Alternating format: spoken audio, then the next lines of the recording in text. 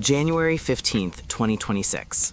While the rest of the world is busy sweating over the latest crisis in the scorching deserts of the Middle East, the real action, the kind that shifts tectonic plates of history, is happening in the deep freeze.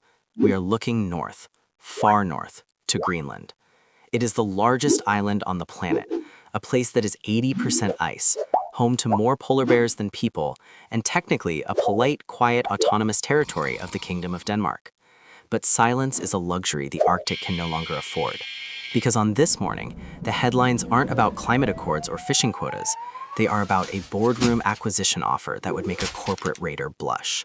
The President of the United States, the tycoon turned commander-in-chief, has reportedly dusted off an old file from the Truman administration, grabbed a Sharpie, and circled Greenland on the map.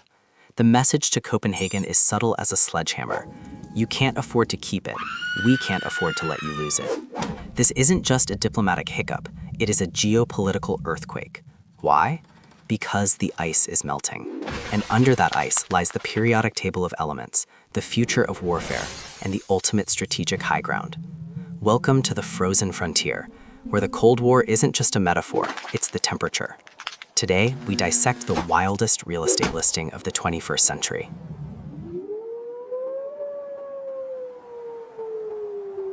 To understand 2026, we have to look back at the art of the deal, historical edition. The idea of buying Greenland sounds like a fever dream born from a late-night social media scroll, but it is actually a deeply American tradition. Let's rewind to 1867.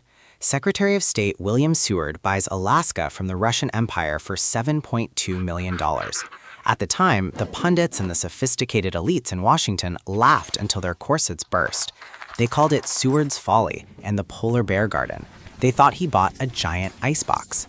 Fast forward to today, and that icebox anchors American dominance in the Pacific and provides enough oil to drown a small country. The tycoon president sees Greenland exactly the same way. He doesn't see a sovereign territory with a distinct culture. He sees a distressed asset with upside potential. His logic is transactionally brutal. The United States effectively subsidizes European defense to the tune of billions. Denmark, a lovely nation of bicycles and pastries, has a defense budget that wouldn't cover the catering bill for the Pentagon. So the White House asks, if we are guarding your house, why shouldn't we own the garage? This is the Monroe Doctrine, updated for the melting ice caps. The administration believes that North America and its Arctic approaches must be solely under American management. Leaving a strategic gap like Greenland in the hands of a small European nation is, in their view, like leaving the keys to your Ferrari in the hands of a toddler while neighborhood bullies circle the block.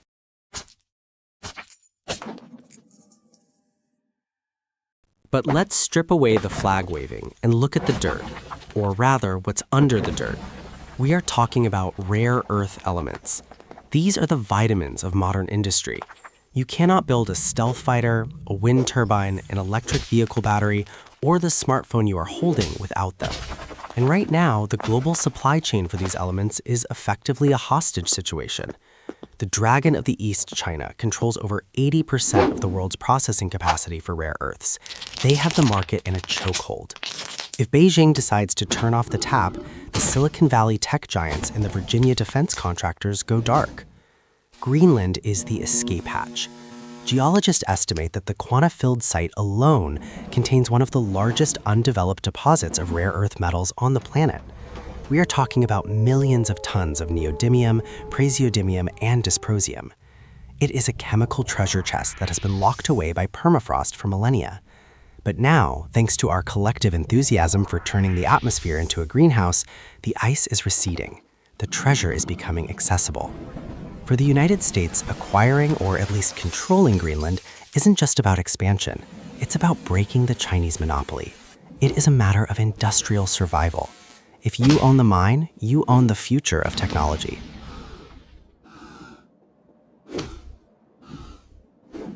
Of course, it's not just rocks. It's location, location, location. If you look at a standard map, Greenland sits awkwardly at the top. But if you look at a globe, the way ballistic missiles see the world, Greenland is the absolute center of the northern hemisphere. It is the shortest path between the nuclear silos of the east and the cities of the west. The US military knows this better than anyone. They have been there since World War II. The Potomac Space Base, formerly known as Thule, is the northernmost installation of the U.S. Space Force. It houses the Eyes of America, massive radar arrays designed to detect incoming intercontinental ballistic missiles the second they launch over the pole. If you lose Greenland, you lose your early warning system. You go blind.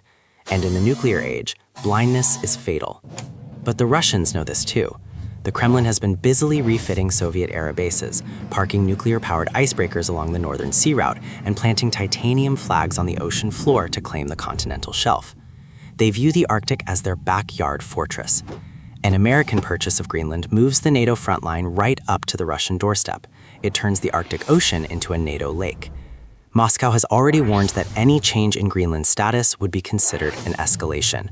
They aren't just watching, they are measuring the ice thickness for their submarine surfacing procedures.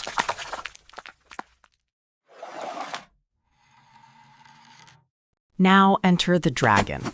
China calls itself a near-Arctic state, which is geographically hilarious considering Beijing is about as close to the Arctic as New York is to the Amazon. But geography doesn't stop ambition. China wants the Polar Silk Road. They want the shipping lanes that are opening up as the ice melts, cutting travel time between Asia and Europe by 40%. They have tried to buy old naval bases in Greenland. They have tried to build airports. They have tried to invest in the mines. And every single time, Washington has stepped in to panic block the deal. The US government is terrified that China will use infrastructure debt to gain a foothold, turning Greenland into a strategic listening post. The fear is simple. Chinese money today means Chinese warships tomorrow. This trilateral tension, US security paranoia, Russian military assertion, and Chinese economic infiltration turns this quiet island into the most dangerous chessboard on Earth.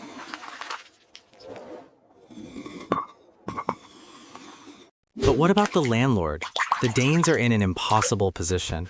Copenhagen is a loyal NATO ally, but they are also a proud nation that respects international law and the right to self-determination. When the offer was first floated, the Danish Prime Minister called it absurd. But absurdity has a way of becoming policy when enough money is involved. The diplomatic pressure is excruciating.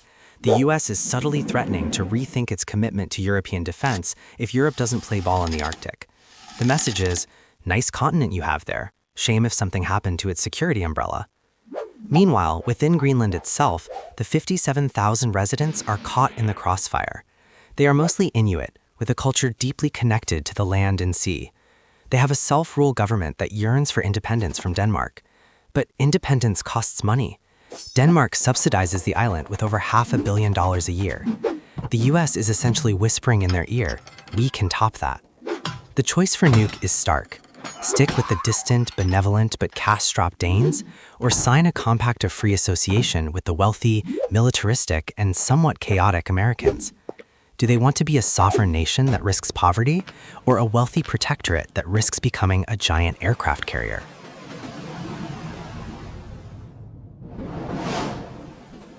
Let's look at the environmental hypocrisy of it all. The very reason Greenland is becoming valuable, climate change, is the same force threatening its existence. The rush to exploit the resources is fueled by the melting ice, yet the extraction of those resources, oil, gas, and minerals, will only accelerate the melt. It is a snake eating its own tail. The green in Greenland is becoming literal as the moss replaces the snow, but the extraction methods proposed are anything but green. Open pit mining for rare earths involves toxic radioactive byproducts. The locals are torn. Half the population sees mining as the only ticket to economic freedom and eventual statehood. The other half fears their pristine home will be turned into an industrial wasteland, sacrificing their heritage for iPhones and F-35 fighter jets. It is the classic battle between tradition and capitalism, fought on the edge of the world.